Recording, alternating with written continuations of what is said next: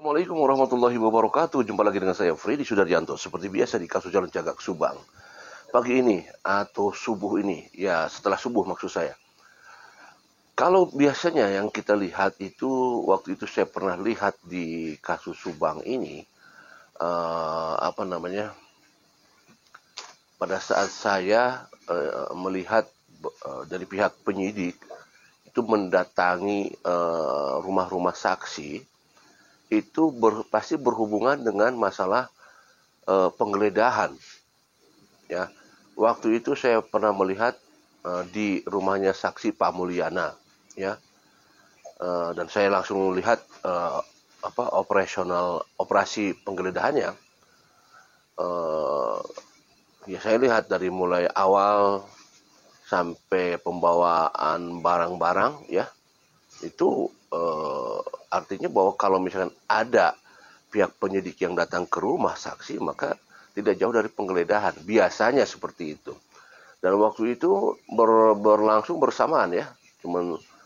Jadi pada saat rumah Pak Mulyana digeledah, kemudian di tempat yang berbeda juga rumahnya Yoris juga diperiksa, digeledah. Setelah itu juga langsung ke salah satu anggota perwira juga digeledah. Jadi dalam satu hari itu bersamaan waktunya tiga orang, ya, Pak Mulyana, Yoris dan anggota perwira digeledah rumahnya. Nah itu yang sering terjadi seperti itu kalau misalkan penyidik datang ke rumah yang bersangkutan. Karena kalau sifatnya BAP kan dipanggil. Kalau BAP kan berarti dipanggil, orangnya suruh hadir. Baik itu ke Polda Jabar atau ke Polres Subang atau ke Polsek Jalan Cagak. Biasanya seperti itu. Tapi karena kalau sekarang kan sudah dilimpahkan ke Polda Jabar, ya artinya penyidiknya ya dari Polda Jabar. Cuman tempatnya barangkali yang misalkan karena pertimbangan masalah tempatnya jauh dan sebagainya, biasanya tempatnya di Polsek Jalan Cagak. Hanya tempatnya saja, penyidiknya ya dari Polda Jabar. Nah seperti itu, kebanyakan seperti itu. Apakah mungkin kalau misalkan polisi datang atau penyidik datang ke rumah hanya sebagai penggeledahan, ya, ataukah bisa yang lainnya, misalkan pengecekan data-data yang ada di rumah, bisa saja seperti itu. Misalkan kalau misalkan di rumah ada hal-hal yang berkaitan dengan hal misalkan data-data yang sifatnya tidak bergerak gitu, yang ada di tempat yang memang harus dicek, bisa saja seperti itu, ya. Nah, apa juga ini hubungannya dengan ini? Ya bisa saja hari ini ada proses seperti itu, ya.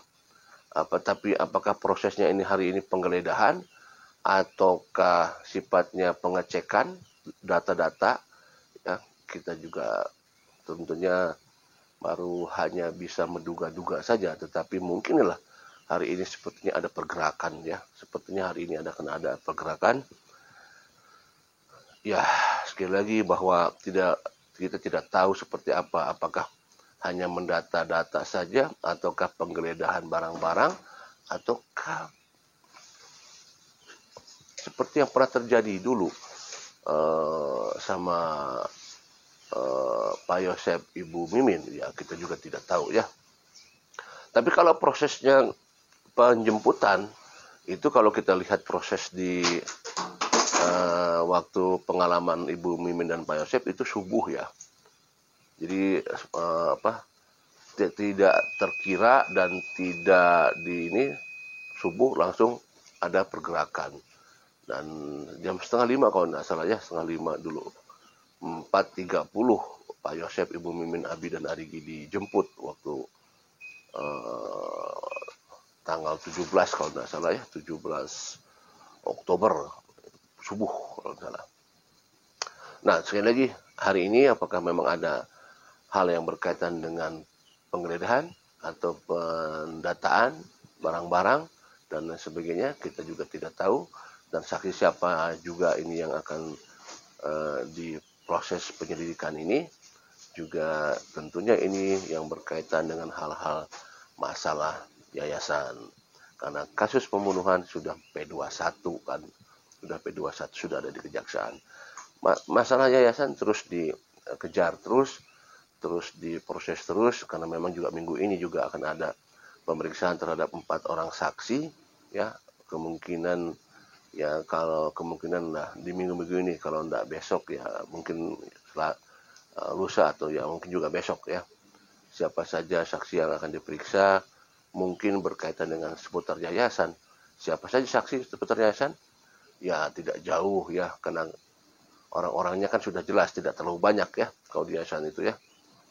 Ya di sana ada Kang Yoris, mungkin juga ada Wahyu, juga ada Opi, Kosasi, ada juga guru-guru ya, bendahara, kepala sekolah dan lain sebagainya.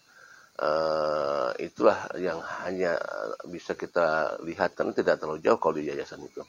Ya nanti siapa aja yang akan diperiksa, sepertinya ya tidak jauh dari guru-guru barangkali seperti itu ya. Guru-guru ataupun mantan kepala sekolah seperti itu. Terus masif di yayasan ini terus dikejar, tapi ya kita berharap sih sebenarnya masyarakat berpikir begini. Bang Fred katanya itu kau kan sudah jelas data-datanya sudah jelas, bukti-buktinya sudah jelas katanya.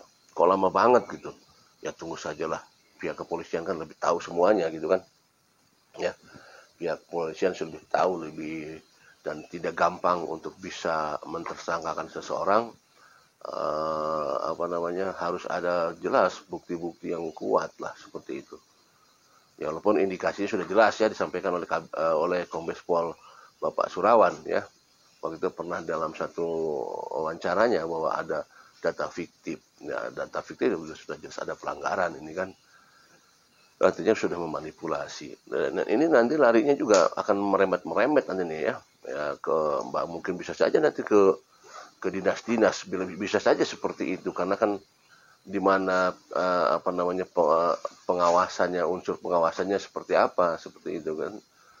Nah, apakah memang kejanggalannya hanya di data fiktif saja, kan juga siapa tahu bukan hanya di data fiktif saja, tapi ada hal-hal yang berkaitan masalah nantinya pengadaan barang, apakah jelas ini legal apa tidak pengadaan barangnya, ataukah memang ada apa tidak barang-barang yang dibelinya, kan itu pun nanti akan jadi perhatian kita semua gitu kan, seperti itu ya. Itu materi ya di pagi ini. Apakah hari ini ada kemungkinan pemeriksaan oleh pihak penyidik kepada rumah seorang saksi? Kita tunggu saja, seperti apa ya. Assalamualaikum warahmatullahi wabarakatuh.